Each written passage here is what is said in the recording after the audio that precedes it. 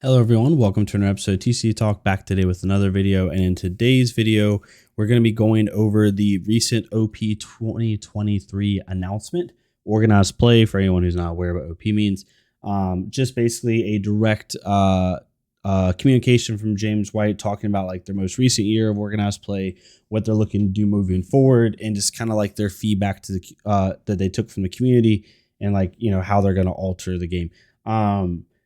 Before we get into it, like, I want to say that my original, so like I come from, anyone who doesn't know me personally, I don't really talk about my personal life on here. I work in like the esports and gaming community. So very much big on like community feedback, and like it's always like a sticking point sometimes with video games or with a esport where like the community is not being heard and things of that nature. So I want to say, coming from a community like that, where like then talking about this, like I'm telling you right now, the amount of feedback they are taking from the community is pretty insane. It's better than any other card game out there right now.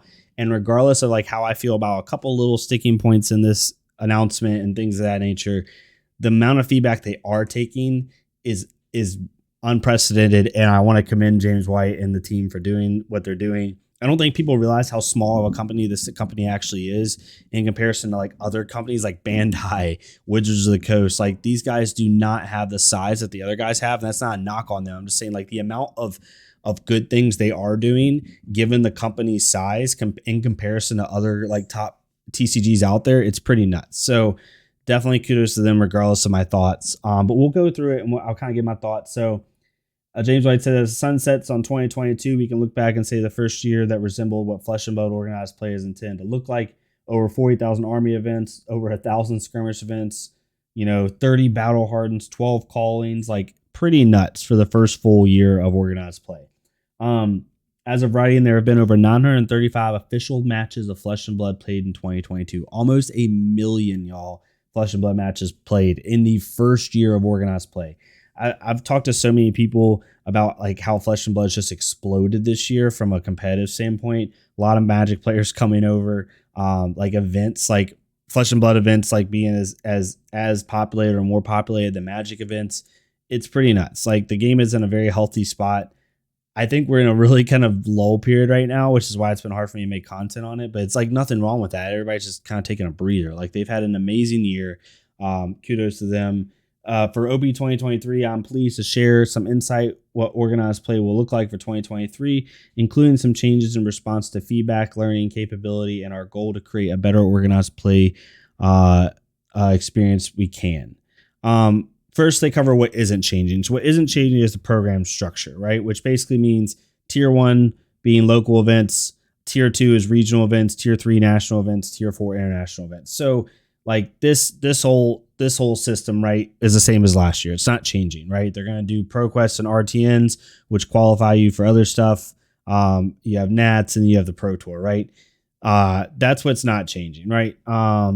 That their intended purpose. So they're reaffirming their commitment to a $1 million pro play circuit, with $300,000 for the World Championship, $200,000 for the Pro Tour. There's only one Pro Tour this year, not two, so that is a change. $200,000 for the calling, $200,000 for Nats, and $100,000 for the Battle Hardened. So, what is changing, right?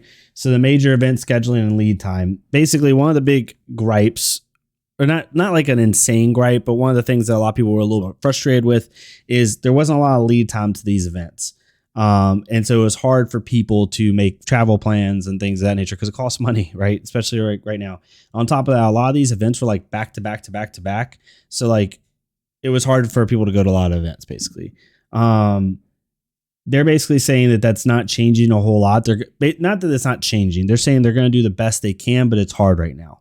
And I totally get what they're saying. Like, I don't think a lot of people understand, and not a lot of people understand, and I don't even fully understand. I just know a little bit from working in the industry I work in. There's a lot that goes into making an event. People don't understand how much legwork goes in to just securing a location for these big events to be held. It is so much work. There is so much stuff that goes into play, like so many man hours, so many like things, and the slightest thing going wrong can throw it off. And I don't think people understand that.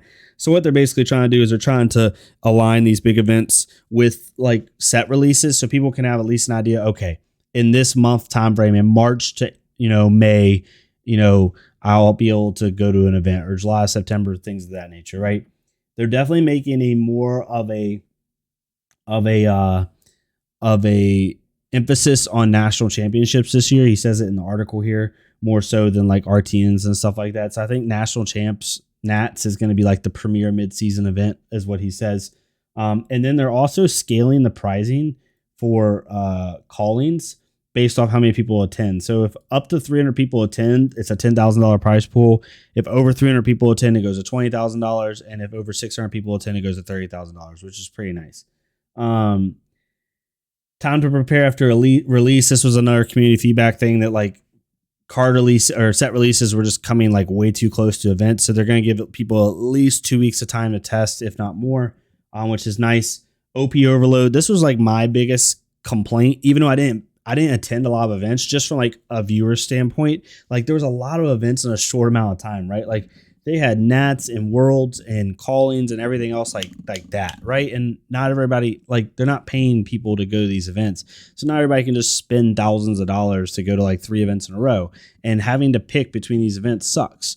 So they said, we heard during the back end of 2022 that the FAB seasonal program frequency was becoming relentless, 100% accurate.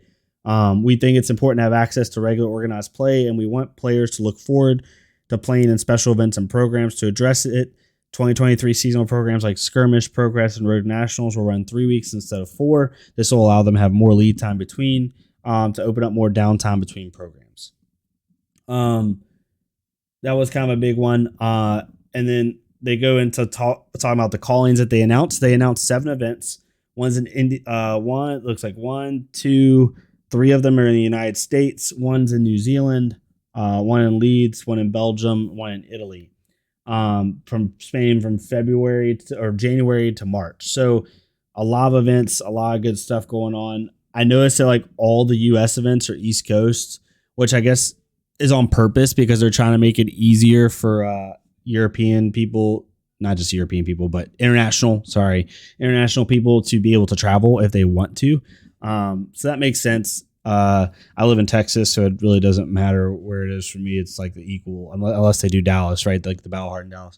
But it's really cool that they already announced 7 events so people can get ready for these. Some of these are a little bit close to the boat. Like I think the closest one is these 2, like the Battle New Jersey. The Battle Leeds are a month away at the time of recording this. And at the time that they announced this, which was December 9th, it's just a little over a month away. So people have a little bit of time to prepare, which is really nice. But overall, I'm actually super excited about the way they went about this. I think they're listening to the community. They're doing the best they can. Anything that they didn't change, I don't think is a lack of care or a lack of effort. I think it's a lack of resources. And I think that the company is going to continue to grow and grow and grow and get better and better. And like I said, coming from someone who like Magic is actually the least I play, and Magic's competitive scene is trash. I'm sorry for any Magic fans out there. Like I'm not trying to shit on your game. It's just really bad. Like the way they're doing events and stuff, just not fun. Digimon's getting better. And then you have Yu-Gi-Oh and stuff like that, and Pokemon's doing really well. I think, at least from an outsider's perspective.